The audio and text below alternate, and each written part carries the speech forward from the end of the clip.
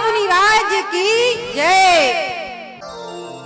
अभिक्षण ज्ञान उपयोगी परम पूज्य 108 आचार्य गुरुदेव बसुनंदी जी महामुनिराज के संयुक्त चित्र का अनावरण और चित्र के समक्ष दीप पूजन करने के लिए मैं आमंत्रित कर रहा हूँ सिंगाई कैलाशचंद जी दाऊ, श्रीमान राजकुमार जी जनकरैया वाले, पंडित ज्ञानचंद जी, पंडित फूलचंद जी प्रेमी बनारस से आए हुए हैं। उनसे भी हमारा निवेदन है। पंडित फूलचंद जी प्रेमी शीघ्रता से पहुंचे। श्रीमान राजकुमार जी करैया वाले, अक्षय सोरिया जी शीघ्रता से चित्रावरण के लिए पहुंचे। कुंडलपुर के बाबा तुम्हें प्रणाम, गुरुदेव को बुलाया ऐसे गुरुदेव को प्रणाम, गुरुदेव को बिठाया ऐसे गुरुदेव को प्रणाम। ओ बुंदेली जिन देवता कुंडलपुर के बाबा तुम्हें प्रणाम।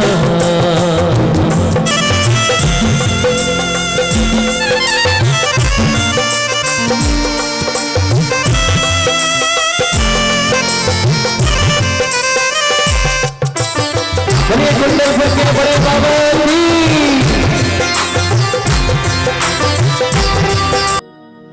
गुरु चरणों में श्रीफल अर्पण कर करते शत शत वंदन। गुरु चरणों में श्रीफल अर्पण कर करते शत शत वंदन। हो मैंने गुरु जी के चरण पखारे, धन भाग्य हमारे। हो मैंने गुरु जी के चरण पखारे, धन भाग्य हमारे। हो धन भाग्य हमारे, सौभाग्य हमारे। धन भाग्य हमारे, सौभाग्य हमारे। मैंने गुरु जी के गुरुदेव के चरण पखारे, धन भाग्य हमारे। ओ मैंने गुरु जी के चरण पखारे, धन भाग्य हमारे। परम पूज्य 108 अभिक्षण ज्ञान उपयोगी बसुनंदी जी महामुनिराज का अवतरण दिवस है, जिनका अवतरण दिवस हम यहाँ पर मनाने जा रहे हैं। आचार्य बसुनंदी जी मुनिराज का जन्म 3 अक्टूबर 1967 को ग्राम मनिया धौलपुर में हुआ था। 21 वर्ष की उम्र में ही इन्होंने मुनि दीक्षा ग्रहण कर ली थी। आचार्य विद्यानंद जी मुनिराज के योग्य शिष्य थे। उनसे इन्होंने मुनि दीक्षा ग्रहण की थी। कई ग्रंथ इन्होंने लिखे, जैसे मीठे प्रवचन, धर्म संस्कार, दशामृत आदि और महाकाव्य अशोक रोहिणी नामक इनका प्रमुख ग्रंथ है। अब मैं इस अवसर पर आचार्य श्री की पूजन के लिए स्वर भैया से निवेदन कर रहा हूं। स्थापना के लिए शीघ्रता से बणीभन मोराजी मंडली कमेटी शीघ्रता से पीछे पहुंच जाए और स्थापना के लिए आएगी। विद्यासागर जी आओ महाराज पधारो हरिया गणिया। ओ गणिया जी हरिया गणिया, गणिया जी हरिया गणिया। जीवो जीवो जी हरा महाराज पधारो हरिया गणिया।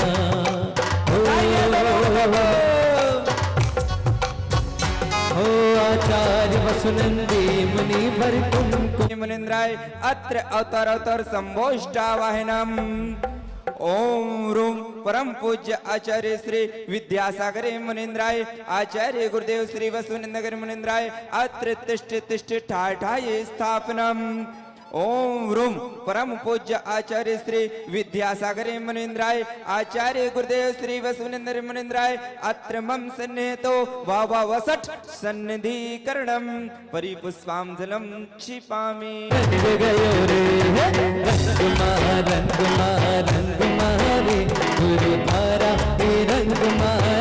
गयो रे, आया मंगल दिन मंगल अवसर, आया मंगल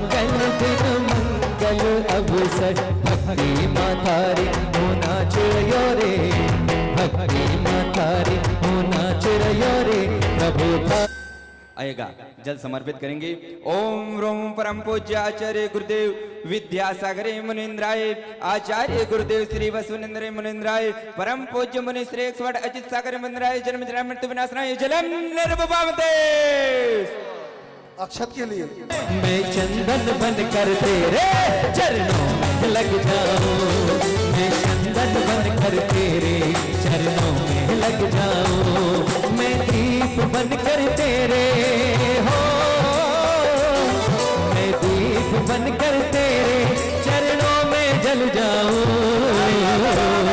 मैं चंदन बन कर तेरे चरणों में लग जाऊं, मैं चंदन बन कर तेरे चरणों में लग जाऊं।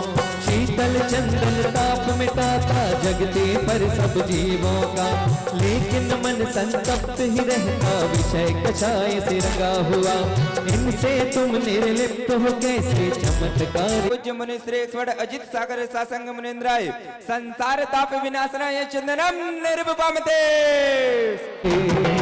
आवजो आवजो आवजो सारी नगरी नु लावजो रे, गुरु चरणों में आवजो रे।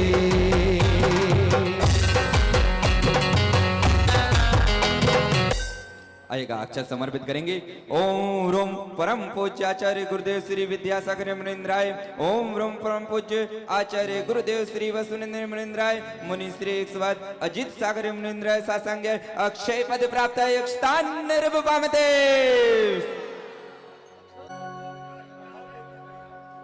अरे अरे जब से मिला है मुझ गुरु दरबार, अपनी तो दुनिया बदल गई।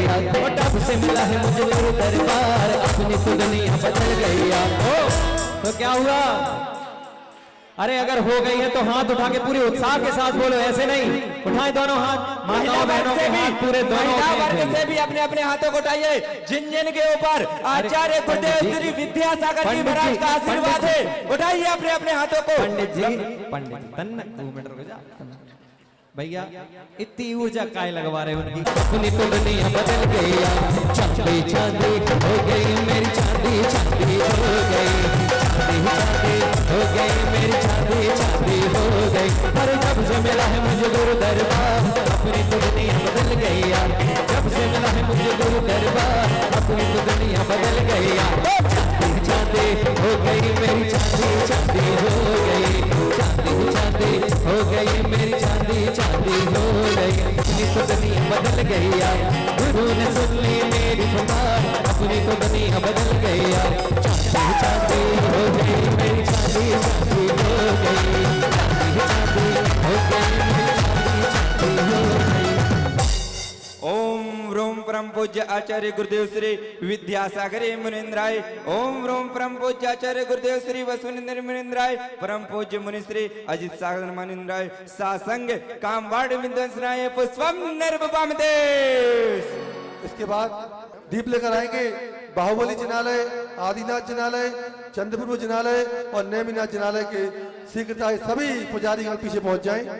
दुखियों का सहारा है तेरा दर तो हकीकत में, दुखियों का सहारा है दरबार तेरा गुरुवर, दरबार तेरा गुरुवर, जन्नत का नजारा है दरबार तेरा बाबा, जन्नत का नजारा है मेरा घर तो हकीकत में, दुखियों का सहारा है दरबार तेरा गुरुवर, जन्नत का नजारा है।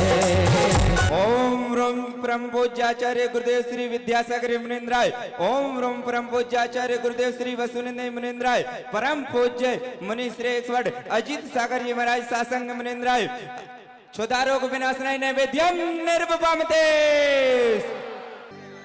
हो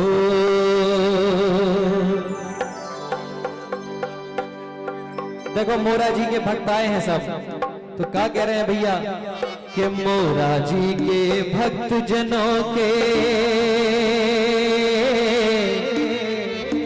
अज देख लो ठाठ रे। हाँ देखो, अगर मोरा जी से जब रे की आवाज नहीं आई तो ऐसो कैसो मोरा जी, इतना ही तो सबसे ज्यादा गूंजत है। तो जितने जने बैठे एक एक हाथ ऊपर उठा के बोलो, अरे मोरा जी के भक्त जनों के आज देख लो ठाठ। हाँ, अरे धूमधाम से कर रहे देखो, क्या कर रहे, अरे धूमधाम से कर रहे देखो गुरु को पूजन पाठ। तो गुरु जी को बुलाने हैं तो क्या कहने हैं, के विद्यासागर महाराज, विद्यासागर महाराज, विद्यासागर महाराज, विद्यासागर महाराज, मोरा जी में पधारो, विद्यासागर महाराज, मोरा जी में पधारो। ओ वसुनंदी महाराज, वसुनंदी महाराज, वसुनंदी महाराज, वसुनंदी महाराज, मोरा जी में पधारो, वसुनंदी महाराज, मोरा जी में पधारो। ओ विद्यासागर महाराज, वसुनंदी महाराज, वसुनंदी महाराज, विद्यासागर महाराज, मोरा जी में पधारो, वसुनंदी महाराज, मोरा जी में पधारो। अरे हाथ उठा के बोलो,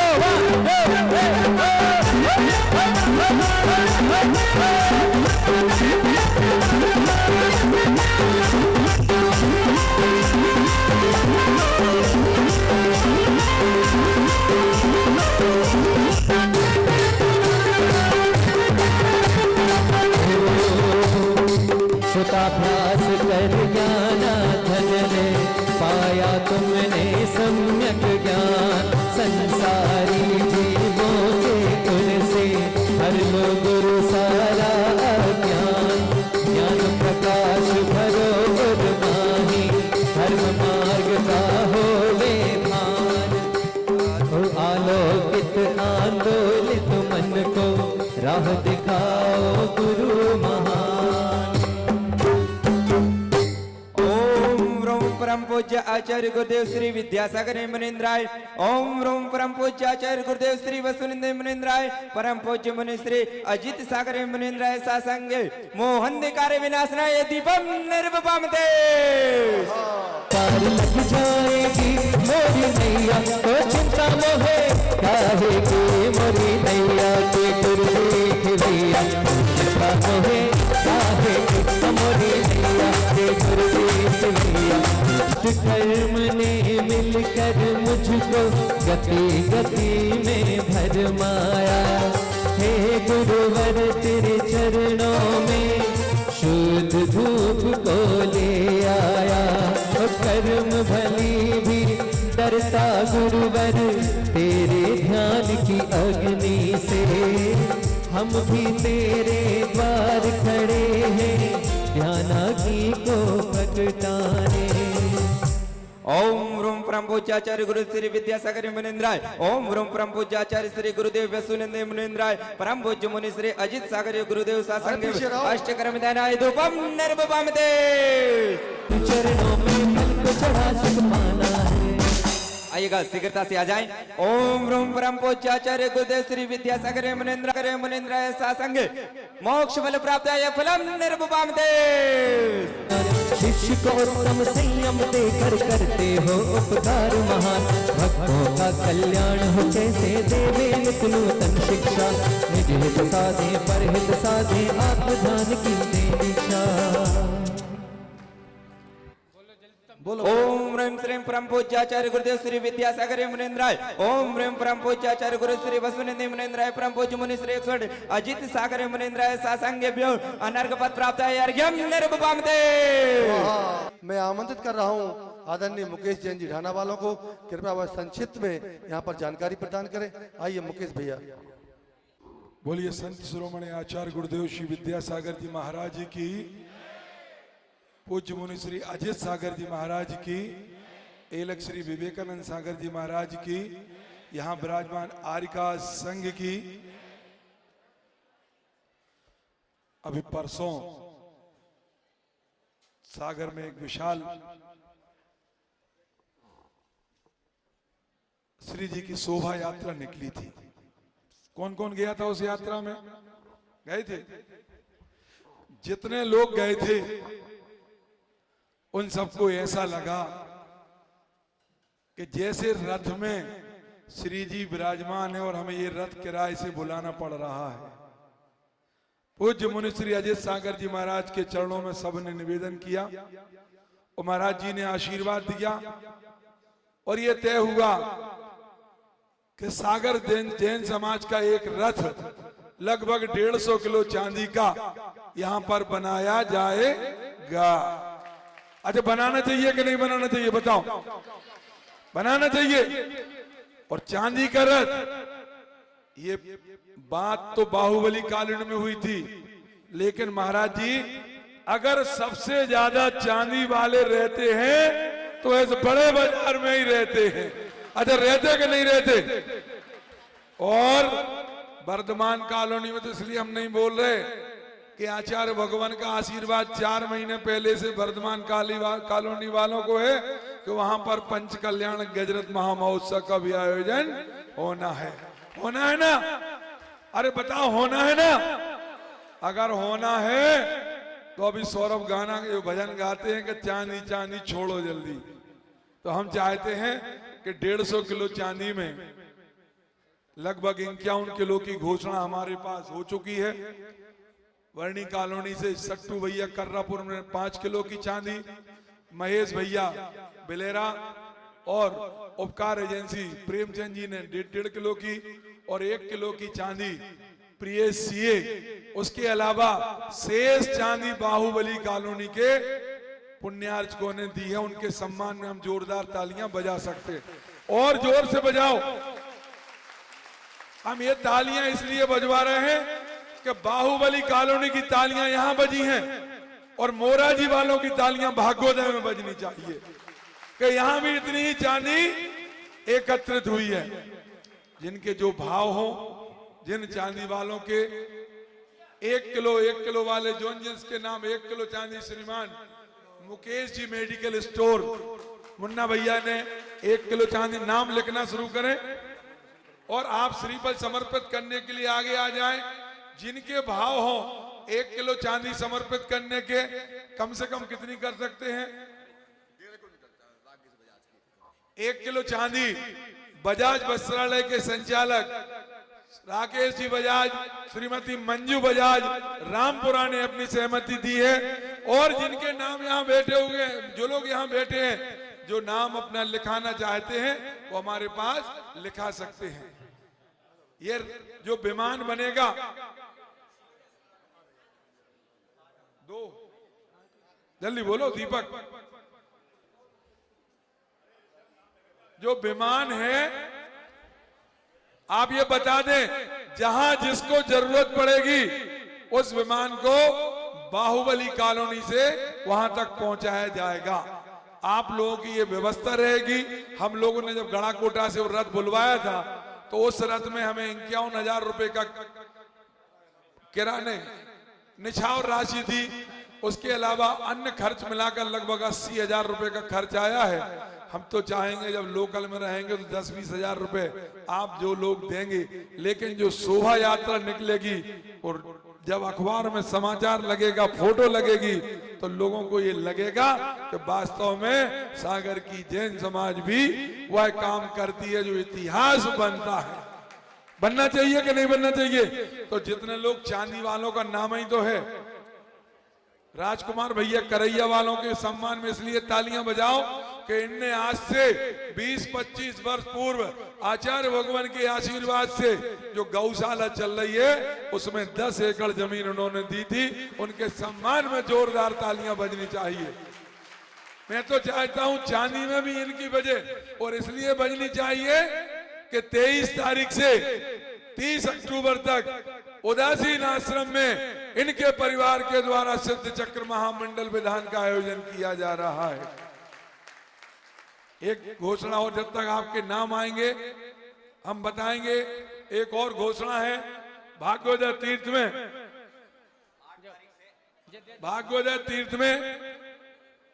8 तारीख यानी आज से 5 दिन बाद और 15 तारीख तक सिद्ध चक्र महामंडल विधान का आयोजन हो रहा है। तीन बड़े मंडल बनेंगे वहां पर और 24 गंधकुटी, 3-4 नाम गंधकुटी के आ चुके हैं। यदि आपको उस सिद्ध चक्र महामंडल विधान में पात्र बनकर के अपने परिवार के साथ बैठना है तो वह नाम भी हमारे पास यहाँ पर लिखा सकते हैं। आपके द्वारा जो भक्ति भाव भाग्योदय तीर्थ में दिखाया जाएगा उसकी चर्चा पूरे शहर में होगी।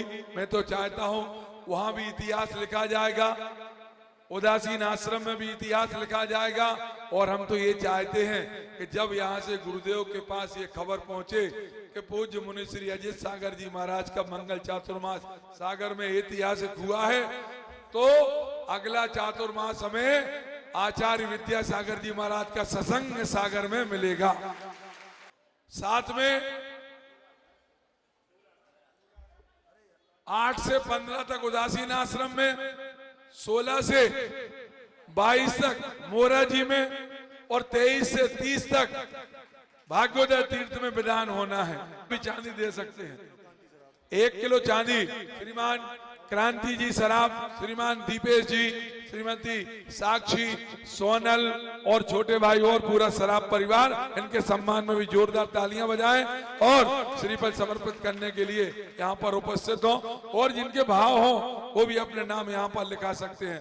बोलिए संत शिरोमणि आचार्य गुरुदेव श्री विद्यासागर जी महाराज जी की। धन्यवाद मुकेश भैया। अभी मुकेश जी जैन ढाना वालों ने आप सभी के लिए सागर समाज द्वारा एक ऐसा रथ, चांदी का रथ तैयार हो रहा है जो विभिन्न आयोजनों पर सभी जिनालयों के लिए उपलब्ध रहेगा। इस संबंध में जानकारी दी। जिन महानुभावों की जो भावना हो, जितनी ग्राम चांदी की क्षमता हो आपकी, उतनी अपनी स्वेच्छा से दान राशि के रूप में लिखा सकते हैं। अब मैं यहाँ पर अधिक समय न लेते हुए, आप सभी लोग जानते हैं परम पूज्य 105 गणेश प्रसाद जी वर्णी जी की 150वीं जन्म जयंती समारोह के उपलक्ष्य में यहाँ पर विद्युत सम्मेलन का आयोजन किया गया है। हमारे बीच में राष्ट्रीय स्तर के विद्वान पंडित फूलचंद जी प्रेमी, यह एक ऐसा नाम है जो पूरे भारत देश ही नहीं पूरे विश्व के लोग जानते हैं। प्राकृतिक भाषा के एकमात्र विद्वान, उत्कृष्ट विद्वान पंडित फूलचंद जी प्रेमी, मैं उन्हें यहाँ पर आमंत्रित कर रहा हूँ। कृपया वह वर्णी जी के व्यक्तित्व एवं कर्तृत्व पर प्रकाश डालें। आइए पंडित फूलचंद जी प्रेमी। और जैसा कि हम सभी जानते हैं, इन्हीं की बेटी ने नए संसद भवन के उद्घाटन में मंगलाचरण प्रस्तुत किया था, जो हमारे यहाँ उस दिन आई थी, हमने उनका भी यहाँ पर कराया था। इन्हीं की बेटी है वो, नाम याद नहीं आ रहा, श्रीमती डॉक्टर इंदु जी, जिन्होंने मंगलाचरण नए संसद भवन के उद्घाटन समारोह में किया था। आइए पंडित फूलचंद जी प्रेमी। इंद सद बंदियाड़म तिहुगण हिद मधुर विसद बक्काड़म अंता तीद गुणाणम लमो जिणाणम जिद भवाणम लमो जिणाणम जिद भवाणम। परम पूज्य मुनिश्री सत्संग एवं पूज्य आरिका श्री सत्संग, सभी सम्मानीय विद्वद्गण, सभी सुधी श्रावक और श्राविकाओं, ये बहुत बड़ा सौभाग्य का विषय है। इस परिसर में जो पूज्य गणेश प्रसाद जी वर्णी जी ने स्थापित किया था, इसमें वर्णी जयंती का बहुत बड़ा अच्छा 2 दिवसीय आयोजन हो रहा है। मेरी तो स्मृतियां इससे विशेष करके जुड़ी हैं। मैं भी इसी जिले के दलपतपुर का ही मेरा जन्मभूमि है। और जब मैं कटनी विद्यालय में पढ़ता था, सन 61 से लेकर 66 तक मैंने पढ़ा पंडित जगन मोहन लाल जी के सानिध्य में। तो परीक्षा जब पहले जबलपुर जाते थे हम लोग देने के लिए, जो संस्कृत यूनिवर्सिटी की परीक्षा थी, मगर जब से हम लोग यहाँ से आए तो इसी विद्यालय में हम लोग केंद्र होता था और इसी विद्यालय में परीक्षा देने आते थे हम लोग। यानी उत्तर मध्यमा तक की परीक्षा मैंने यहीं इसी विद्यालय से दी है। तो ये मेरा भी परिवार है और मेरी भी संस्था है, बहुत आत्मीयता इसके प्रति है हमारी, और यही चाहते हैं, क्योंकि बरनी जी ने सचमुच में वो अमृत पुरुष थे जिन्होंने पता नहीं कितनी सादगी से और कितनी सच्चाई से, किस तरह से, मैं तो कहता हूं कि एक जो भूमि है ना, भले पहले कैसे ही रही हो बुंदेलखंड की भूमि, पर ये रत्न गर्भा भूमि है। कितने कितने विद्वान दिए, कितने कितने संयमी दिए इस भूमि ने, बहुत है। मैं तो मतलब अपने को जीवन का मतलब अपना जीवन को सार्थक मानता हूँ कि मेरी जन्मभूमि भी इसी बुंदेलखंड में है। देखिए, बरनी जी के विषय में तो अभी संगोष्ठी 2 बजे से होना है, पर उसके पहले हम कुछ बातें कहना चाहते हैं आपसे, क्योंकि बरनी जी के जो जीवनी है, जो उन्होंने जिस कदम तक अपना काम छोड़ा, यानी उसके बाद जो उन्होंने संस्थाएं जगह जगह खड़ी की, शिक्षा संस्थाएं, मैं बताऊं आज अगर वो नहीं होते तो हम लोग नहीं होते, ये निश्चित है। और ये बरनी जी का बहुत बड़ा जो उनकी, जो आप कभी उनकी देखिए, मेरे गुरुजी पंडित कैलाश चंद जी और जगन मोहन लाल जी ने एक बात कही थी कि कभी जीवनी पढ़ना हो तो 2 लोगों की जीवनी पढ़ना, एक तो महात्मा गांधी की और दूसरी मेरी जीवन गाथा बरनी जी की। आपको इतनी प्रेरणा मिलेगी, इतनी प्रेरणा मिलेगी, जीवन बदल जाएगा।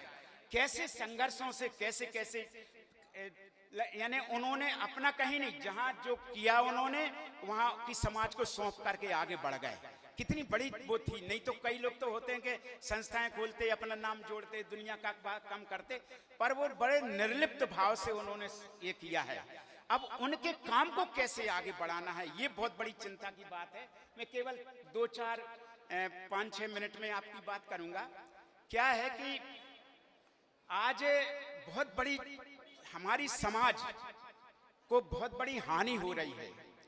हम लोग अपनी बात को, यानी हमारे पास सब कुछ है, हमारे पास कितनी पुरानी संपत्ति है, इस देश की मूल संस्कृति, मूल सबसे प्राचीन संस्कृति अपनी श्रमण संस्कृति है। अपने देश का नाम, अपने देश का जो नाम आजकल बहुत चर्चा है नामकरण की, दुनिया के लोग जिसका कोई प्रमाण नहीं है उसकी बात कह देते हैं, पर जिसके 20 प्रमाण हैं, यानी कम से कम 11 वैदिक पुराणों में, हिंदुओं के पुराणों में लिखा हुआ है, ऋषभो भरतो यज्ञे वीर पुत्र शताग्रजा, यानी तम नामना, यानी भगवान ऋषभ देव के वीर 100 पुत्रों में ज्येष्ठ पुत्र भरत के नाम पर इस देश का नाम भारतवर्ष है। ये कम से कम 10 वैदिक हिंदू पुराणों में लिखा हुआ है। तो मगर उसको नहीं, जिसका कोई प्रमाण नहीं है, कोई उल्लेख नहीं, उसको कहीं दुष्यंत के पुत्र भरत के नाम पर इस देश का नाम भारत। अभी ये कोई सीरियल भी मैंने सुना है कि आने वाला है उन्हीं के नाम पर। तो क्या है कि हम लोग की आवाज क्यों नहीं सुनी जाती, हमें ये रहता है। एक बार अभी बनारस में हम लोग पंडित फूलचंद जी शास्त्री स्मृति व्याख्यान माला करते हैं, तो उसमें एक व्याख्यान को 2-2 दिन तक का व्याख्यान होता है। उसमें अध्यक्षता के लिए हमने एक अनुरोध किया कि अध्यक्षता पहले दिन किससे कराएं, तो एक बहुत बड़े वैदिक हिंदू मतलब संस्कृत के विश्व प्रसिद्ध विद्वान हैं पंडित बलदेव उपाध्याय, वो 99 वर्ष के थे। और क्या हुआ, मैंने उनसे अनुरोध किया कि हम लोग एक व्याख्यानमाला आयोजित कर रहे हैं, आप पधारे ना। कहने देखो, जेएनयू की सभा में हम नहीं जाते, हम नहीं जाएंगे, आप पता नहीं क्या कहलवा लोगे हमसे। मैंने कहा पंडित जी हमसे बहुत इसलिए करते थे, तो मैंने कहा पंडित जी आपको चल, कहने चल ठीक है, तुम कह रहे तो चल रहे हैं, पर बोलेंगे कुछ नहीं। मैंने कुछ मत बोलना, आप बैठे रहिए, आपकी उपस्थिति बहुत बड़ी बात है। क्या हुआ कि मैंने, ठीक है सभा समाप्त होने को थी, मैंने कहा पंडित जी कम से कम हम लोगों को आशीर्वाद तो दे दो 2 शब्दों में। कहने देखो तुम बुलवा रहे हो हमसे। मैंने कहा कि अरे क्या बात है पंडित जी, आप इतने बड़े विद्वान हैं, विश्व प्रसिद्ध विद्वान हैं, ये आपकी पुस्तकें पूरे विदेशों तक में पढ़ी जाती हैं, आप कुछ तो बोल दें, आशीर्वाद तो दें, हम और कुछ नहीं मांग रहे। उन्होंने मालूम क्या कहा, उन्होंने कहा सुनो जेएनयू, इस देश का नामकरण ऋषभ पुत्र भरत के नाम पे है। इस विषय में तो कुछ लोग जानते ही होंगे, पर इसके पहले इस देश का नाम अजनाभ वर्ष था। वो मालूम किसके नाम पे था? ऋषभदेव के पिता नाभिराज का एक दूसरा नाम अजनाभ था, उसके नाम पर इस देश का नाम अजनाभ वर्ष था। अब इतनी केवल 2-3 वाक्य बोले, मैंने वही हेडिंग बना के अखबारों में निकाल दिया। हाँ। तो हुआ क्या, अब उनके पास सवेरे से फोन आने लगे कि आपने क्या बोल दिया। वो मेरा थोड़ा पास में ही घर था उनका, उनके पास में ही घर था। वो सवेरे सवेरे घूमते घूमते आए और भोजपुरी भाषा बोलते थे। अरे बचवा सुना यहाँ आवा।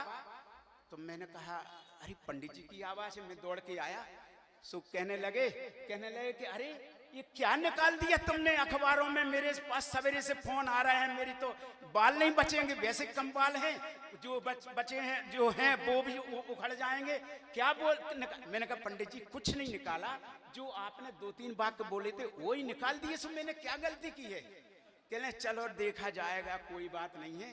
तो क्या है, कभी कभी सच्चाई निकलती है। हमें इन चीजों को पहचानना चाहिए और हमें गर्व से करना चाहिए कि हमारी मूल संस्कृति हमारा बहुत बड़ी देन है इस देश के लिए। और इतने ही नहीं है, देखिए क्या है, ये जो आजकल भाषाएं चल रही, लिपियां चल रही हैं, चाहे नागरी लिपि हो, चाहे दूसरी दुनिया की लिपियां हो, चाहे गुजराती लिखी जाए, चाहे पंजाबी लिखी जाए, कोई भी लिपियां हैं। इतने ही नहीं, विदेशी लिपियां भी, वो सब ब्राह्मी लिपि से निकली है। और ब्राह्मी जानते हैं कौन थी, उसको बतलाने की जरूरत नहीं है। आचार्य प्रथम तीर्थंकर भगवान ऋषभदेव ने लिपि विद्या ही सिखाई थी अपनी बड़ी बेटी को, तो उसी के नाम पे और सारी लिपियों का जन्म। अब तो सब ऐसा नहीं, इसको कहलाने की जरूरत नहीं है, सारे विश्व के लोग ये मानते हैं कि जो जितनी लिपियां हैं प्राय करके, तो ये सब ब्राह्मी लिपि से निकली हैं। और तीसरी बात और एक बात बतला करके अपनी, क्योंकि आप सब लोगों को हम आचार्य महाराज श्री के भी सुनना है प्रवचन, हमें भी एक बात और सुनने। कहने लगे देखिए भाषा, जितनी भाषाएं चाहे हिंदी हो, गुजराती हो, पंजाबी हो, चाहे मराठी हो, जितनी भाषाएं हैं सबका जन्म प्राकृत भाषा के बाद अपभ्रंश भाषा है, उससे हुआ है। तो हम लोगों ने इस देश के लिए क्या नहीं दिया, सब कुछ तो दिया है हम लोगों ने। तो इस श्रमण संस्कृति का बहुत बड़ा अवदान है, हमें एक दूसरे को बतलाना चाहिए। और दूसरों की देखिए जरूरत पड़े तो दूसरों की आंखों में अंगुली डाल करके कहना चाहिए कि हमारी ये मूल संस्कृति है, इस देश को सब कुछ हमने दिया है। तो हम लोग कोई गरीब नहीं है, हम लोग बहुत समृद्ध हैं। बस इतनी बात कह करके विराम लेता हूँ, धन्यवाद। अब मैं परम पूज्य 105 एलख श्री विवेकानंद जी महाराज के श्री चरणों में त्रैबार इच्छामी करते हुए निवेदन करते हैं। हे महाराज श्री, हम सभी के लिए आप अपने मुखारबिंद से जिन वाणी की मंगलमय वाणी का धर्म लाभ प्रदान करें। इच्छाई महाराज जी, इच्छाई महाराज जी, इच्छाई महाराज जी। श्री नमः सिद्धेभ्यः जय श्री नमः सिद्धेभ्यः जय श्री नमः सिद्धेभ्यः धैर्यमः सर्वे सुखकरो हितकरो धर्मं बोधासिनिवते धर्मे नैव समाप्यते शिवसुखं धर्माय तस्मै नमः धर्माय तस्मै नमः धर्माय तस्मै नमः। अनंत आनंद सिद्ध परमिष्टि भगवंतों की जय। देवा ही देवी खजारसी चंद प्रभ नेमिनाथ भगवान के जय। बाहुबली भगवान के जय। परमे पूज्य संत श्रोमणी आचार्य गुरुवर्षि विद्यासागर जी महाराज जी के जय। पूज्य मुनिवर्षि अजित सागर जी महाराज जी की जय। 2.5 में 3 कम 9 करोड़ महामुनिराजों की जय। परम पूज्य 105 एलख श्री विवेकानंद सागर जी मुनि महाराज की जय। धर्मश्री बंधो, अपन सब जीवन जी रहे हैं और सबने जन्म लिया है। 3 शब्द आते हैं, गमन, आगमन और पुनरागमन। यानी जिसका आगमन हुआ है यानी जन्म हुआ है, उसका गमन होगा नियम से। अब इसके बाद में पुनरागमन हो ये कोई जरूरी नहीं है। यानी जन्म है तो मरण होगा और मरण होने के बाद में दोबारा जन्म हो ये कोई जरूरी नहीं है। जैनागम में जन्म महोत्सव या कल्याणक उन्हीं के मनाए जाते हैं जिनका पुनः आगमन नहीं होता है। अर्थात इस संसार में उनका आगमन नहीं होता है, उनका मना लेते हैं।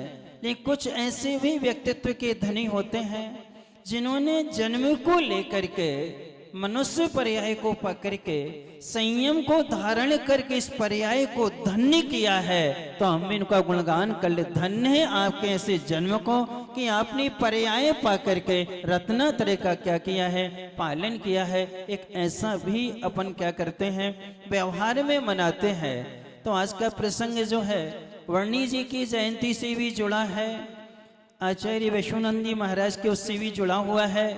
तो इन सब ने क्या किया, रत्नात्रय को धारण किया है। इसलिए हम क्या कर रहे हैं, उनका आज गुणगान कर रहे हैं। उसके उपलक्ष्य में यह संगोष्ठी भी रखी गई है। आज संगोष्ठी तो रखी गई है। अब आपसे पूछें एक बात, 4 शब्द आगम में आते हैं। एक करण शब्द आता है जिसका अर्थ होता है इंद्रिय। करण का अर्थ परिणाम भी हुआ करता है, करण का अर्थ गणित भी हुआ करता है।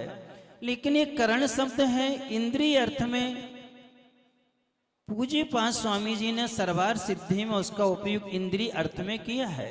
यदि उसमें एक अधि उपसर्ग जुड़ जाता है तो अधिकरण बन जाता है, जिसका अर्थ हुआ करता है 108 प्रकार का जीवाधिकरण होता है। यानी जिससे पाप कर्म का आश्रय हुआ करता है, अर्थात जिसके माध्यम से अशुभ कर्म का आश्रय होता है, उसका नाम क्या कहलाता है, अधिकरण कहलाता है। अब उस करण शब्द में उपसर्ग जुड़ जाए तो उपकरण बन जाता है। उपकरण का अर्थ हमारे पूज्यपाद स्वामी जी ने सर्वार सिद्धि में क्या, परस्पर ग्रहो जीवा नाम, इसकी टीका में देखें तो उन्होंने उसका अर्थ किया हुआ है कि जिससे आत्मा को लाभ होता है, यानी जिन कार्यों से संबर पूर्वक निर्जना हो या जिससे पुण्य का आश्रय होता है, उसे क्या कहते हैं, उपकरण कहते हैं। क्या कहते हैं उसको, उपकरण कहते हैं। अब इसके बाद में आता है उसमें अंतर और जुड़ जाए तो अंतःकरण बन जाता है। अंतःकरण का अर्थ होता है हृदय हुआ करता है। तो यहाँ पर प्रसंग है करण से जुड़े अधिकरण के लिए, तो नियम से अशुभ कर्म का आश्रय होगा, पाप का आश्रय होगा। और उपकरण से जुड़ेंगे तो अंतःकरण निर्मल होगा, अर्थात पुण्याश्रय होगा। और पाप रूपी जो हमने सामग्री एकत्रित की है, उसका जो हमने संचय किया है कर्म, वो सब निर्जरा को क्या होता है, प्राप्त होता है। तो अधिकरण में मकान, दुकान, जमीन, वस्त्र, आभूषण आदि यानी शरीर की सुरक्षा के लिए जितनी भी सामग्रियां हैं वो सब अधिकरण में आती हैं। किस में आती हैं, सब अधिकरण में आती हैं। इंद्रिय विषयों की पूर्ति के लिए जितनी भी सामग्रियां हैं वो सब क्या हैं, अधिकरण की कोटि में आती हैं। अब आपसे पूछें, आपने अभी तक का सबसे ज्यादा जीवन अधिकरण के लिए जिया है कि उपकरण के लिए जिया है? जिन बिंब उपकरण में आते हैं, जिनालय उपकरण में आता है, जिन भगवान की वेदी उपकरण में आती है, पिछी कमंडल भी उपकरण में आते हैं, मुनि महाराज उपकरण में है, आरिका माताएं भी उपकरण में है, ऐलक शुल्लक भी उपकरण में है, यहाँ तक कि प्रतिमाधारी श्रावक श्राविका भी उपकरण में है, क्योंकि इनके निमित्त से पाप कर्मिका क्या होती, निर्जना होती है, संवर पूर्वक निर्जना होती है, और पुण्य का संचय भी होता है। ये सब किस में आते हैं?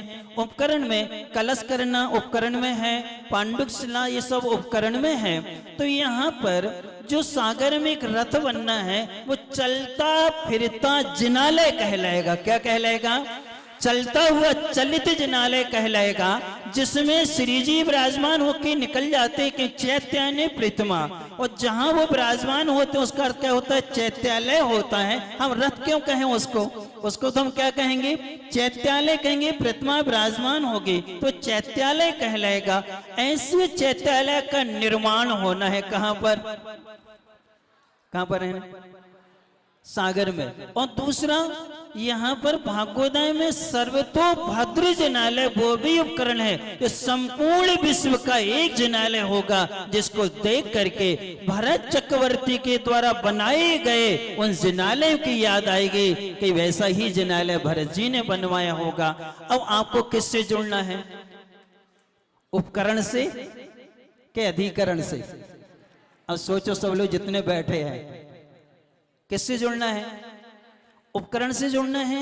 तो भागोदय के सर्वत्र जिनालय से कितने लोग जुड़े हुए हैं? मात्र 10%। यानी इतने हाथ उठे हैं इससे तो 10% है। तो यदि आपके लिए उससे भी जुड़ना है, जो विश्व तीर्थ आपके ही लिए गौरव को बढ़ाएगा, और जब तक तुम मोक्ष नहीं हो जाएगा तब तक तुम्हें पुण्य का क्या होगा? संचय होगा। और दूसरा है रथ से जुड़ना है। किससे जुड़ना है? रथ ना कह के चलते फिरते चलित जिनालय से जुड़ना है, और तो चैत्यालय से जुड़ना है। तो हम अपना सोना और चांदी किस में लगाएं? अधिकरण में ना लगा करके उसमें हम चांदी ही क्यों, सोना भी दे दें, तो सोने के माध्यम से भी हम उसकी वेदी तो सोने की बना सकते हैं। किसकी? उच्चलित जिनालय की। तो ऐसा भी कर सकते हैं, सोना भी दे सकते हैं, चांदी भी दे सकते हैं। यदि सोना और चांदी तुमने बचा के रखा तो नियम से संकलेशता होगी, आपके बेटा बुम्मे आदि लड़ाई झगड़ा करेंगे, और उससे आपको पाप कर में कहीं आश्रय होगा, ममत्व का भाव रहेगा, मूर्छा रहेगी, बहुत आराम, बहुत परिग्रह नरक आयु का कारण बनता है। इसलिए हम उससे बचें। अल्प आराम, अल्प परिग्रह, आवश्यकता के लिए जीवन जीते हुए यदि हम उपकरण को जीते हैं तो नियम से हम क्या करेंगे? कर्म की निर्जरा करेंगे।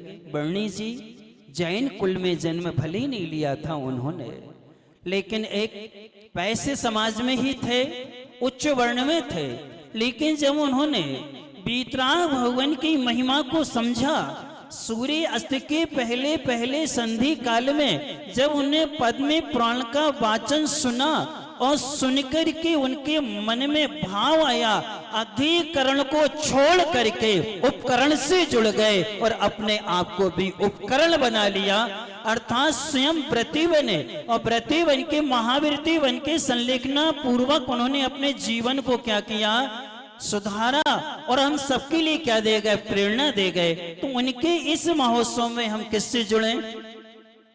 उपकरण से जुड़े तो अंतःकरण क्या होगा? निर्मल होगा। आप सभी अपने अंतःकरण को निर्मल बनाते हुए उपकरण से जुड़ने का अपन सब प्रयास करेंगे तो अपना जीवन अच्छा बनेगा। अब किसके लिए जीना है? उपकरण के लिए। अब कमाना तो किसके लिए? अधिकरण के लिए, उपकरण के लिए। बेटे के विवाह के लिए पैसा जोड़ोगे, बिटिया के विवाह को पैसे जोड़ोगे, किस में आएगा? वो अधिकरण में आएगा।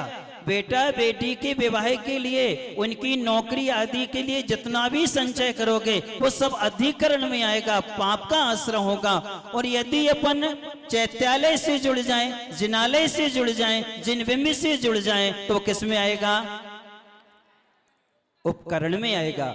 अब भाग्योदय में विधान होना है, एक परिवार, सारा खर्च उस परिवार का रहेगा, और उसमें जितनी भी आय होगी वो संपूर्ण सर्वतोभद्र जिनालय के लिए जाएगी, इसलिए आज सभी के लिए एक गंधकुटी ले लो, आपके परिवार का सेपरेट समोसन वो कहलाएगा कि हम स्वयं ज्यादा राशि थोड़ी है, 1,11,000 रखी उन्होंने, हम उससे जुड़ करके 8 दिन तक सिद्धों की आराधना करेंगे और आराधना करते हुए वो सारा का सारा द्रव्य किस में जाएगा, आपका उपकरण में जाएगा। इसलिए हम ऐसे विधान से भी जुड़े और आचार्य महाराज ने एक उपकरण और दे दिया आप लोगों के लिए। उदासीन आश्रम में साधिका आश्रम है, जहां पर 21 साधिकाएं रह करके साधना कर रही हैं, अर्थात वहां से भी हमें जुड़ना है ताकि हमारा अंतःकरण क्या हो, निर्मल हो। ऐसे अंतःकरण की निर्मलता के लिए उपकरण से जुड़े, उपकरण और अधिकरण से अपन क्या हो, मुक्त हो करके अपने जीवन को अच्छा बनाए। इन्हीं मंगल भावना से परम पूज्य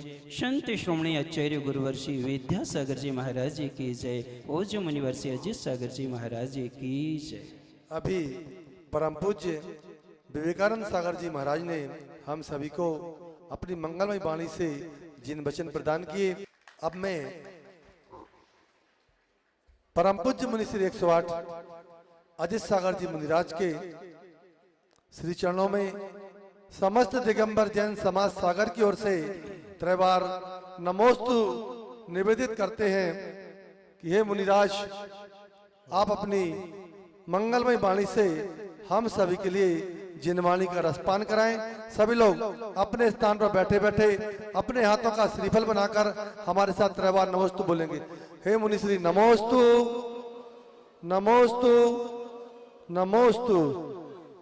ओम नमः सिद्धिभ्यः, ओम नमः सिद्धिभ्यः, ओम नमः सिद्धिभ्यः। मंगलम भगवान वीरो, मंगलम गौतमो गणी, मंगलम कुंद कुंदार्यो, जैन धर्मोस्तु मंगलम। सर्वमंगलमांगल्यम सर्वकल्याणकारकम, प्रधानम सर्वधर्माणां, जैनम जयतो शासनम, वंदे विद्यासागरम।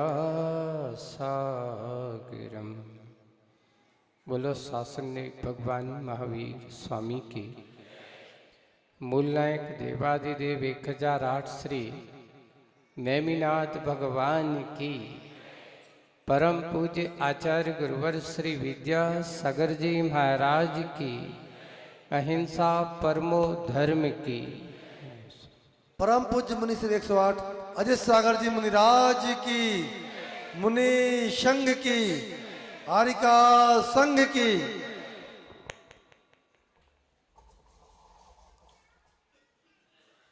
जैनागम की इस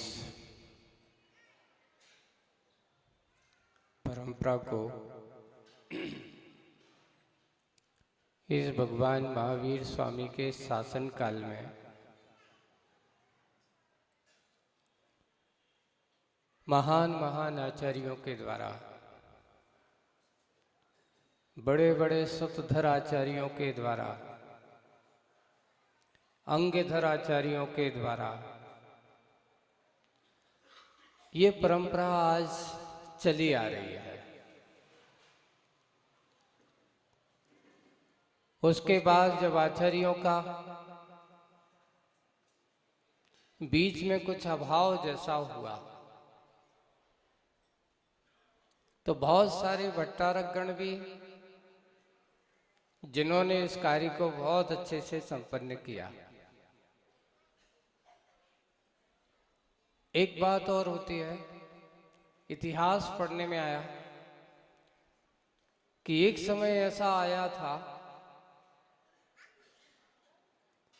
कि कोई कहते थे, लिखा था कदाचित कहीं कहीं पर दक्षिण भारत में मुनि महाराज देखने को मिल जाते थे। लेकिन ये जो उत्तर भारत की भूमि है जहाँ तुम बैठे हो, अपने आप को कहते हो कि मैं बहुत बड़ा सौभाग्यशाली हूँ, आज के हमारे यहाँ सबसे ज़्यादा मुनि महाराज हैं।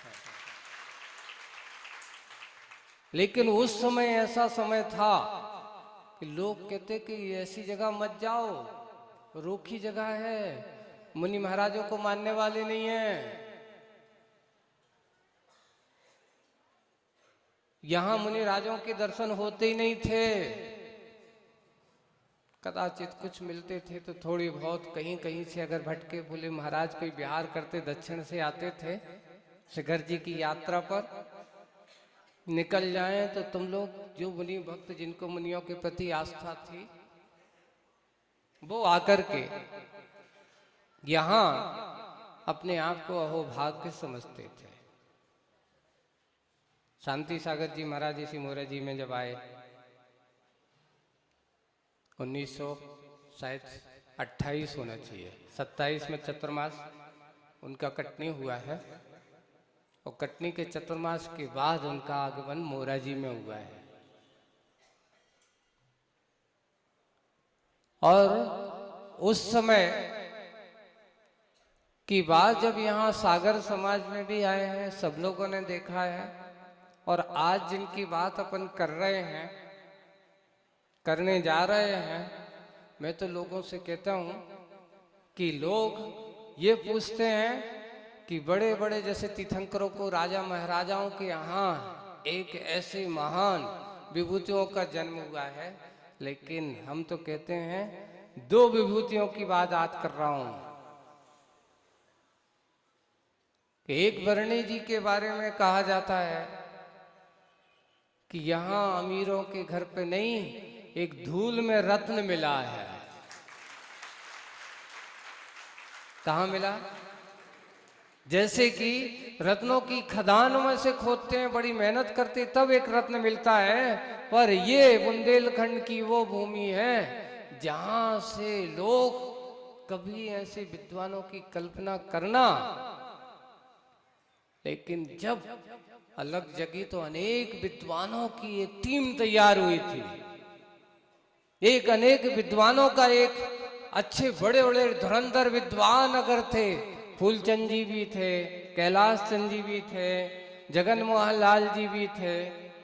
जब उन्होंने यहीं के विद्वानों के, मैंने पंडित जगन मोहन लाल जी शास्त्री के साथ बहुत बैठा हूं, है ना। पन्नालाल जी अपने सागर नगर के गौरव हैं, एक नहीं, है ना। दरबारी लाल जी कोठिया हैं, उस समय इनके नाम चलते थे।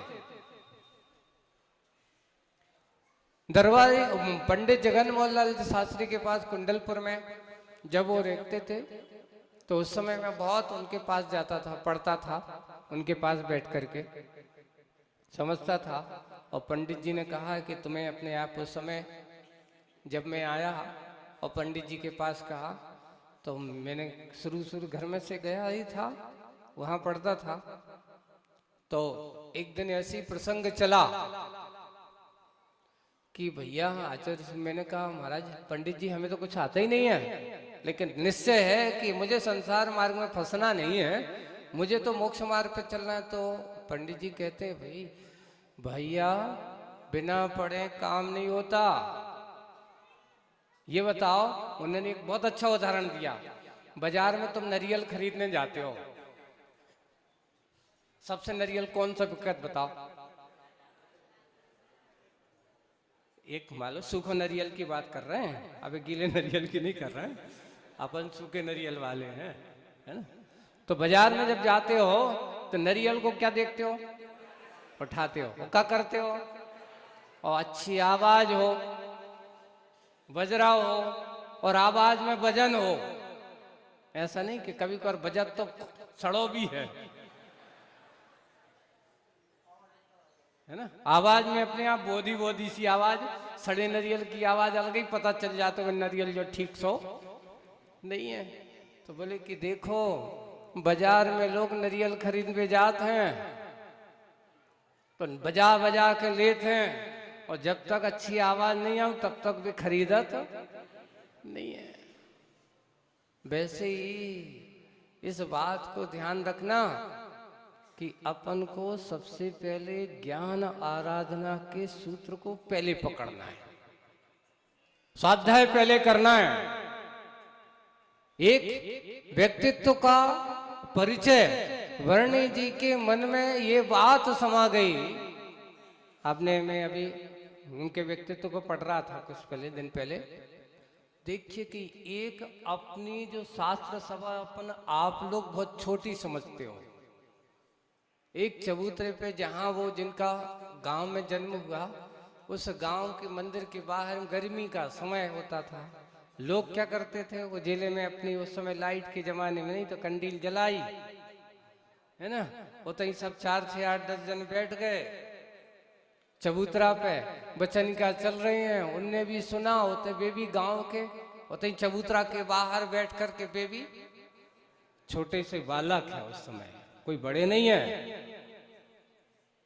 एक छोटे से बालक में बीजारोपण हो गया, लगन लग गई। किसकी? कि उन्होंने जैन पद्म पुराण को पढ़ करके रामचंद्र जी के व्यक्तित्व को जाना। उनने क्या समझा, किस प्रकार के समझा, वो वचनिका सुन करके उन्होंने निर्णय से किया।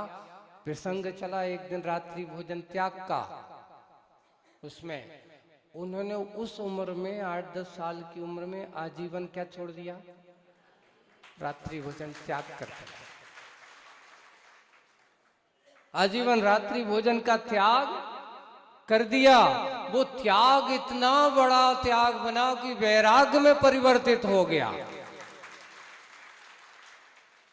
और धीरे धीरे जब वो वैराग्य में परिवर्तित हो गया, मन में तो लगन लग गई कि मुझे तो अब क्या करना है, पढ़ना है, मुझे तो जैन दर्शन के और पढ़ते चले जाओ। आखिर कैसे भी हो, गृहस्थ मार्ग में भी गए, शादी भी हुई, है ना, लेकिन शादी हो जाने के बाद उन्हें वो शादी रास नहीं आई। मन में जिज्ञासा बनी रही और मुझे अध्ययन करना है, स्वाध्याय करना है, कहाँ जाएगा, कहाँ मिलेगा। निश्चय किया कि चलो जयपुर जाना है। जयपुर जाते समय क्या हुआ, एक वो प्रसंग पढ़े, बोले ग्वालियर पहुंचे, कछु यहाँ से सामान आमान लेके गए, सब रो चोरी हो गया। बहुत अच्छा प्रसंग लगा मुझे। एक ऐसे ही जैसे कि अभाव में विद्या का ग्रहण करना, एक करोड़पति अरबपति का व्यक्ति या कोई लखपति व्यक्ति का विद्या अर्जन करता है उतना महत्वपूर्ण नहीं है जिसके पास कुछ नहीं है। यहाँ तक कि खाने पीने का भी व्यवस्था नहीं है। आप लोग सोचेंगे, वर्णी जी के उसमें पढ़ रहे हैं कि बिना जब कछु व्यवस्था नहीं, अब कछु जब आंगने पीछे कावो। अब उस समय प्रतिमा नहीं थी उनकी, नहीं तो तुम कहो कि महाराज भी तो प्रतिमाधारी ऐसा कैसे कर रहे हैं। नहीं, उनके सिर्फ ज्ञान की जिज्ञासा लेकर के चले। भोजन की व्यवस्था नहीं।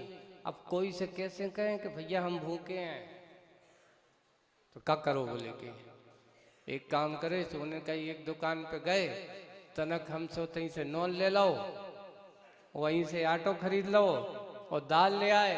अब बनाए काय पे, तो बोले कि वहीं कुआ की पाट पे पथरा पे कनक को सन रही। उन्हें अपने शब्द में लिखो है बुंदेलखंडी भाषा में, तो वह कनक को क्या कर लो, वो सन लो। अब काय में बनाए, तो बोले कि उतई कंडा बीन ले, उतई अंगीठी जला दई और बाजू में छिवलों को पेड़ लगो। तो वो छिवले के पेड़ के दोना बनाए, वही में दाल धो लई, पानी से गीली करके वह गकरियों के अंदर भर दई। काय में भर दई भाई दाल।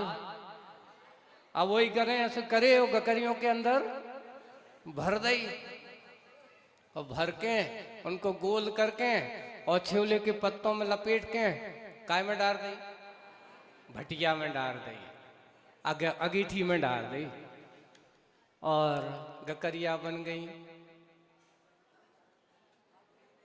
अब देखो बिना बर्तन का भोजन है, आपकी परीक्षा हो जाए तो आप कर सकते हो ऐसा? आप बता दें तो आप कर लेंगे। कभी परिस्थितियां ऐसा है कि देखिए ये कि ऐसी ऐसी विभूतियां जिन्होंने अपने लक्ष्य को कहां कहां कितने कितने अभाव में, इसलिए मैं कहता हूं लोग कीचड़ में कमल तो बहुत खिला करते हैं, पर मैं तो कहता हूं बिना कीचड़ का कमल खिला, ये कहलाते हैं महान विभूतियां हैं जिन्होंने ज्ञान की साधना के साथ साथ ज्ञानवानों को बनाना है, ज्ञानवान विद्वानों को तैयार करना है। और सौभाग्य है, अभी उसको पढ़ रहा था, सबसे पहली संस्था और बीजारोपण अगर उन्हें किया तो सागर से किया, ये मोरा जी। यहां से चालू हुई पाठशाला, पाठशाला आज विद्यालय में बनी और विद्यालय में बनकर के आज सारी संस्थाओं को देखते हैं तो सागर की संस्था वास्तविक रूप से अभी तक उनकी बीजारोपण अभी तक पनप रहा है ना। अभी भी विद्यार्थी यहाँ पर हैं, पढ़ रहे हैं और बहुत अच्छा है। देखिए ये आदमी रहे या ना रहे, आदमी की व्यक्तित्व अगर आपके सामने है, कोई भी यहाँ स्थायी नहीं है, आप भी नहीं हो, मैं भी नहीं हूं और आगे कोई भरोसा नहीं है कि कौन है, लेकिन उस व्यक्तित्व का परिचय अगर हम देते हैं तो ये समाज अपने इन संस्थाओं के माध्यम से जो परंपराओं की चलाने के कार्य हुआ करते हैं, ये जिनालय जो हमारे हुआ करते हैं, इनके माध्यम से उन महान व्यक्तित्व का व्यक्तित्व जीवंत रहता है। जैसे कि आज हम आचार्य श्री को देखते हैं, लोग कहते हैं कि आचार्य श्री को बनाने का कार्य अगर कोई है, आचार्य विद्यासागर जैसे महारत्न को देने का अगर श्रेय अगर किसी को जाता है तो किनको जाता है? आचार्य ज्ञान सागर जी महाराज को। अब आप उन आचार्य, मैंने कह रहा हूं कि दो व्यक्तित्व जिनके पास पैसा नहीं, अभाव में विद्याओं को खरीदना नहीं, अभाव को विद्या अर्जन करना है, वे ज्ञान सागर जी। उसी बनारस की भूमि पर वर्णी जी भी और उसी बनारस की भूमि पर भूरामल जी भी, जिन्होंने क्या किया, एक ने शुरुआत की थी तो एक ने बीच में जाकर के उस ज्ञान के अर्जन को सार्थक किया। जब एक बार आचार्य ज्ञान सागर जी महाराज भूरामल अवस्था में, अभी जैसे पंडित जी सुना रहे थे ना एक विद्वान की बात, कि उनसे भी जाते थे क्योंकि वहां पर वे लोग जानते थे कि भाई सही साहित्य तो सही व्यक्तित्व, जैन समाज के पास इतना इतिहास, लेकिन कभी कभार क्या होता है कि ईर्ष्यावशात दूसरों को अच्छा कहना, है ना, कैसे कहते हैं, अपने आप को छोटा करना, नहीं कहते। वहीं पर वो हुआ कि आचार्य ज्ञान सागर जी महाराज भूरामल जी एक विद्वान के पास गए, उन्होंने कहा मुझे संस्कृत पढ़ना है, व्याकरण पढ़ना है, और उन्होंने कहा, जब उन्होंने नाम सुना रखा तो बोले कि तुम लोगों को ज्ञान, तुम लोगों के पास है क्या जो पढ़ाऊं, जो हम लोगों के पास है। उनको वो चोट लग जाती है, जबकि अगर देखा जाए कि जिनेंद्र व्याकरण सबसे प्राचीन व्याकरण होती है अपने, कातंत्र व्याकरण पूरे के पूरे आचार्य वामदेवाचार्य जो अपने जिन्होंने लिखी है, सरवर्मा है ना, उन्होंने जो लिखी है वो पूरे जैनाचार्य हैं। कई लोगों का तरह तरह से सोच विचार चलते रहते हैं। व्याकरण का विषय सबसे ज्यादा जैन समाज के जैनाचार्यों ने और बड़े बड़े आचार्यों ने जो लिख करके दिया है, और उसको बेस बना करके अनेक लोगों ने अपने अपने नई रचनाएं हुई हैं। ज्ञान सागर जी महाराज के सामने जब ये कहा गया तुम्हारे पास साहित्य नाम की चीज है क्या, तुम्हारे पास पढ़ाने लायक तुम लोगों के पास है क्या, जब उन्होंने कहा तो उन्होंने कहा कि ये बात है, तुम आज की बात कहते हो। और उन्होंने पढ़ करके गमछा वेज मेज करके संस्कृत विद्या और वहां से व्याकरण साहित्य रचना को पढ़ करके और उन्होंने अध्ययन किया उस शादवाद विद्यालय में। आज देखिए ऐसे बड़े बड़े, कैलाश चंद जी भी उसी विद्यालय के विद्यार्थी, फूलचंद जी, कैलाश चंद जी, यहाँ तक कि पंडित जी लोग भी हम पन्नालाल जी भी और अपने जगन मोहन लाल जी, जिन्होंने उस विद्यालय को पढ़ करके नहीं, उस विद्यालय का नाम रोशन, ऐसे बड़े बड़े धुरंधर विद्वान।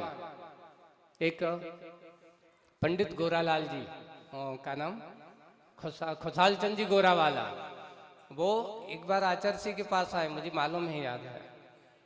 तो वो स्वतंत्रता संग्राम सेनानी भी थे, स्वतंत्रता संग्राम सेनानी भी थे।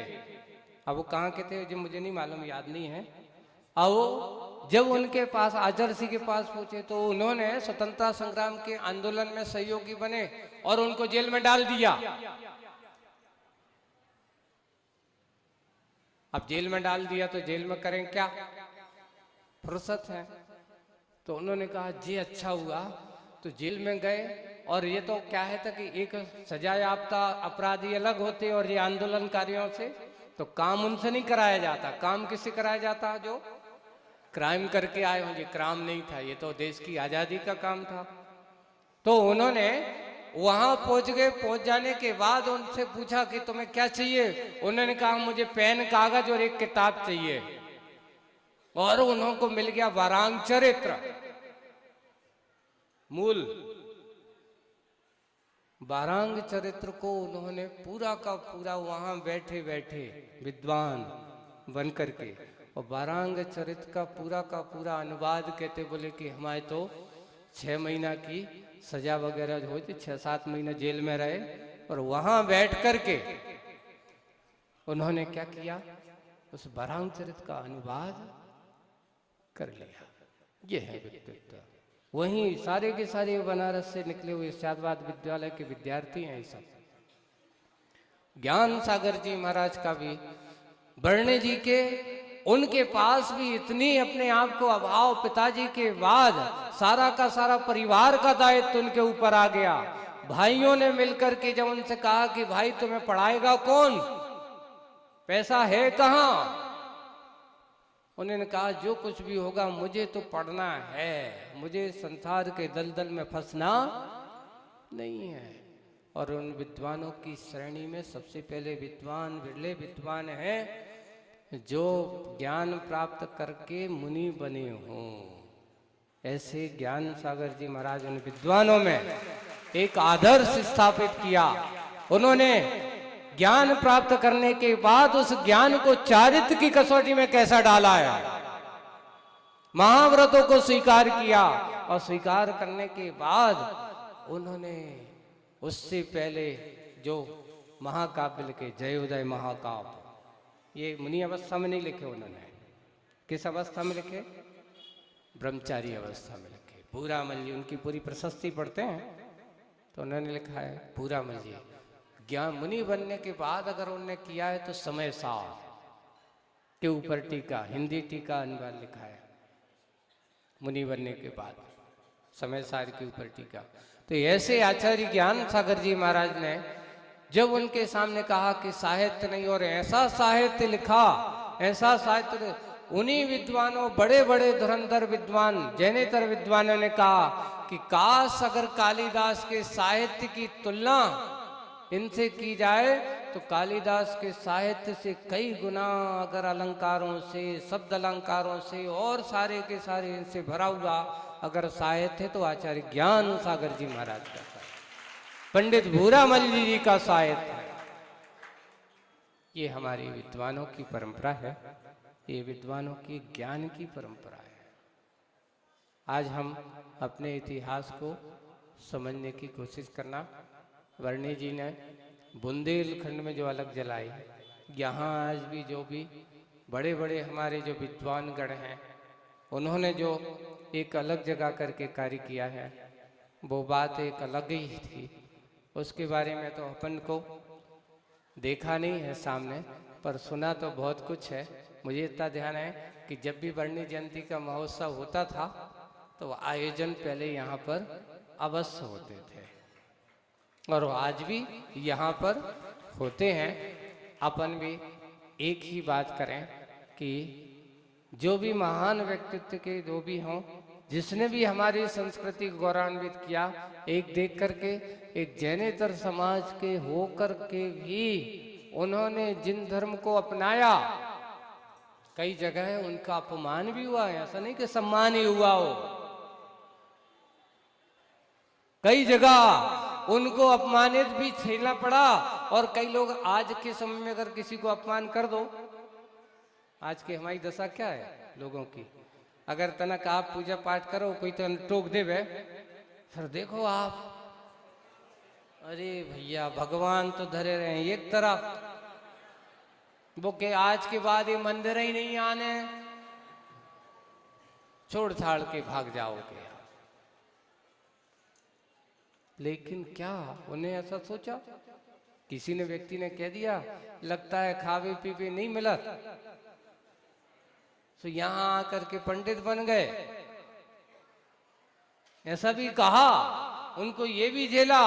उन्होंने कहा कोई बात नहीं भाई, उनकी अपने विचार है, मेरा उद्देश्य ऐसा कुछ नहीं है।